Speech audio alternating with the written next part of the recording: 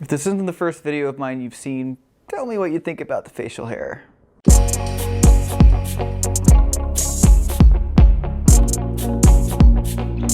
Okay, so before you dislike the video and unsubscribe, hear me out first. I know that a lot of people are happy about the student loan forgiveness. I just want to tell you how I feel about it, because there are circumstances that make me prone to not feel very good about this. Now, I realize when I'm starting this, I am this monkey. And what I mean by that is I'm just upset because I feel I've been treated unfairly. And that's a really normal reaction from people that feel as though they are not being treated fairly. Now, let me tell you my kind of story with student loans. I graduated with my 4-year degree in information technology with around $20,000 in student loan debt, a little bit more than that. By the time student loans were frozen, I had pretty much right at $20,000 worth of student loans. So the forgiveness plan for Pell Grant recipients, of which I was one, forgives $20,000. Now, what happened to me is that I didn't lose my job over the pandemic, and I was still working hard. I was working on getting raises, and I was pushing hard to earn the money I'm earning and earn more. And I was able to pay off my student loans at a certain point. And I asked myself, should I do this? Because at the time, they were frozen. And I knew that I could have just sat on it and said, let's just see what happens with this. Let me take the money I would have used to pay off these student loans, and I'm going to go ahead and put it towards a down payment on a house. Instead, what I decided to do is sort of what I've been taught, not just by, of course, my parents, but I think most everyone in my life has told me it's a financially smart move to actually pay off loans that you have before you go and take out other loans, even if you are putting a down payment down. So because of that general mindset, and it's also the right thing to do, I signed a contract. I'm to pay back the loan, and I thought it was the right thing to do to pay back the loan, and maybe it was. But had I not paid off the loan, I'd be 20 grand richer now than I am, because that 20 grand would have just disappeared. And because I did the right thing or the smart thing and paid off my loans, I'm now 20 grand poorer. And look, I do okay, right? But 20 grand is still quite a bit of money to me. That's not nothing, not even close. That would make a significant difference in my life. And I feel like, boy, I made a bad decision, but it was based on good advice. And this may just be a sign that times are changing. And when it comes to loans, moving forward, there may be a little bit more of an expectation for there to be some kind of relief. So that's something to keep in mind when it comes to taking out loans, that if they're not high interest, at least this is my mindset at this point, if a loan is not high interest, I'm not going to pay it back any more quickly than I agreed to. Maybe even slower if I can make it happen. Because if there's a chance it's just going to be forgiven, or some big portion of it is going to be forgiven, well, I might as well take that bet, especially if the interest rate is low. And so that's sort of why I'm upset, because I feel like I made the wrong decision here. And I don't know how I could have known better. I was even careful about it, that, although I love Bernie Sanders, he's a fun character, I knew, to wait until he lost the primary, because he was very staunchly promising to forgive student loans. So at that point, I wasn't doing it. But once he dropped out, I said, okay, the chances aren't that high anymore at this point. So I just went ahead and paid it off. I didn't think Biden would ever do that. So I see it as mostly on me.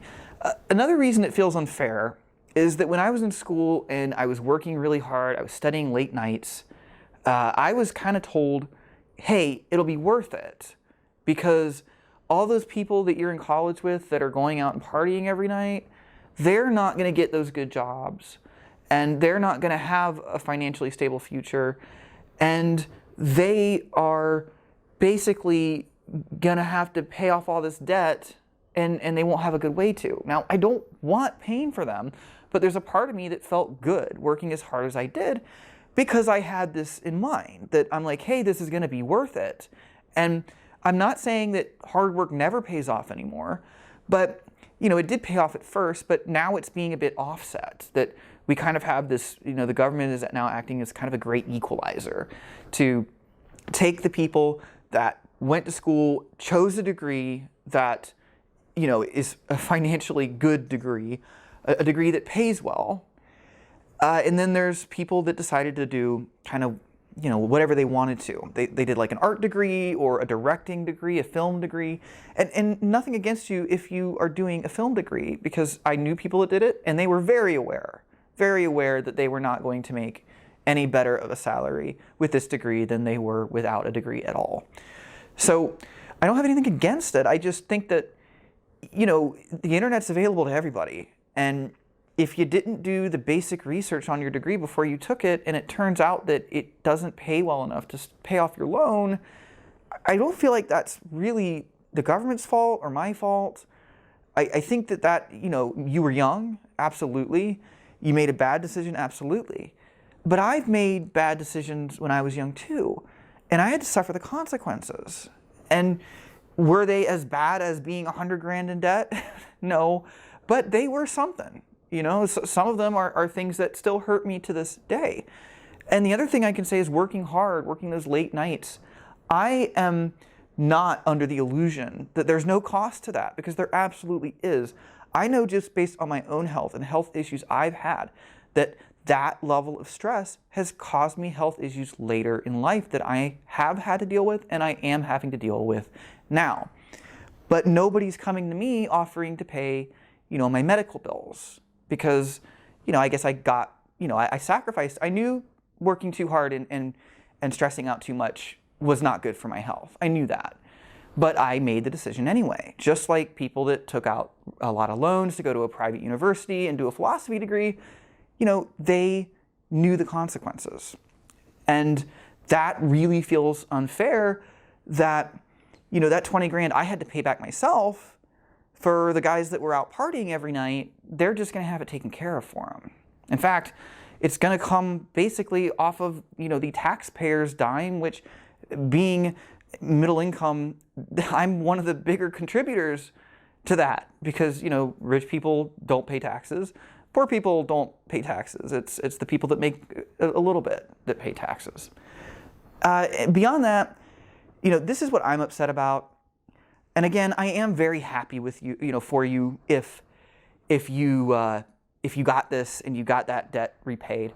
I'm not upset with people that benefited, really, because I've made stock market bets and benefited from it, and I've lost money off of them, and neither one I really deserved, but I still felt good for myself when I was successful, felt bad for myself when I wasn't, and I felt good for others when they were successful and all that. But to me, this is just not fair, below that yes, I can blame myself for this, but it also is just not fair. But let me get into what I think is even worse about it. So there are two long-term effects that I want to briefly speak about that I think you need to keep in mind even if you are happy about this. My audience, I don't think is mostly people that have graduated with their IT degree. I think it's mostly people that are doing it or are thinking about doing it, and those are the people I actually feel worse for than anybody else. That's because, when you subsidize something, historically, you end up with more of it. So at one point, there was a first Social Security check, and that is something that's very hard to get rid of. And this is the same kind of idea, is that we've now, this whole student loan system that we've built, we are now subsidizing that. And what do I mean by that? Well, we know it's broken, right? That system is where the schools charge money for their services. You have loan servicers, the company that gives you the loan, and then you have the federal government. What the government does is they back the loan. So the government says to these loan servicers, hey, don't worry, if the student doesn't pay back the loan they took, we'll pay it for them. And in a way, you could say they sort of just jumped the gun here and did it early.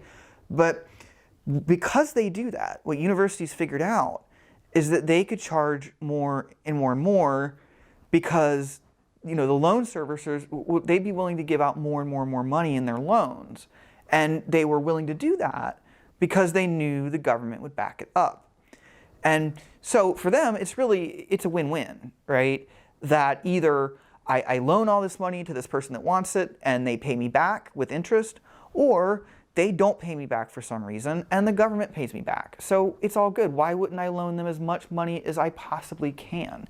So the issue with subsidizing this is we are going to be making this problem worse. So if you're somebody that's going into college right now, or you're paying for college right now, I'm sorry for this, because this is going to affect you a lot more than it really practically affects me.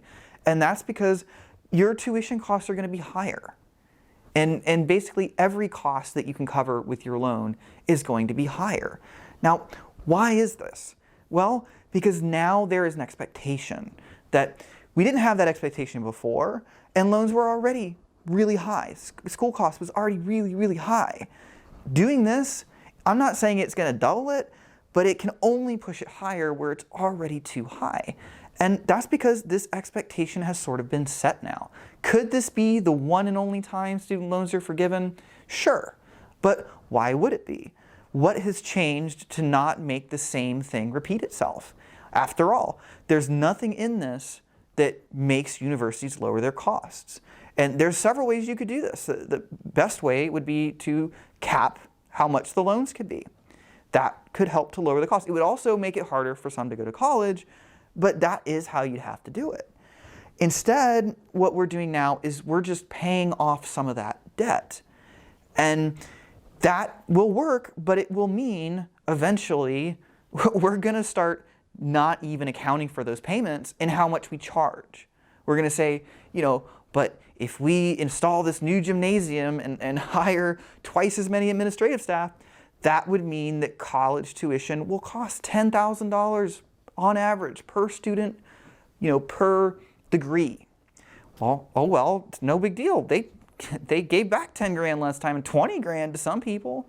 So why wouldn't they increase prices? That's kind of the way I see it happening. I could be wrong.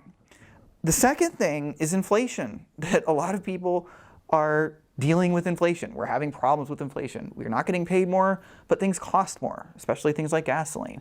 This is going to make this worse because you now have people that didn't have money to spend that are going to spend money. And if it had been me, if I had not paid my loans off and I just got that 20 grand and boom, it's gone, you better believe I would have gone on a spending spree. And the problem with spending sprees is they increase inflation. And that's because they increase demand. And that's because there's not enough supply to meet that demand.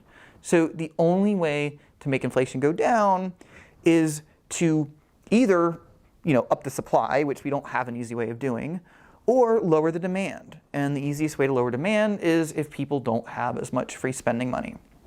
So if you're someone who's retiring, I feel bad for you over this too, because this is going to increase inflation and your income is not going to keep up. Well, I shouldn't say your income, I should say your nest egg, right?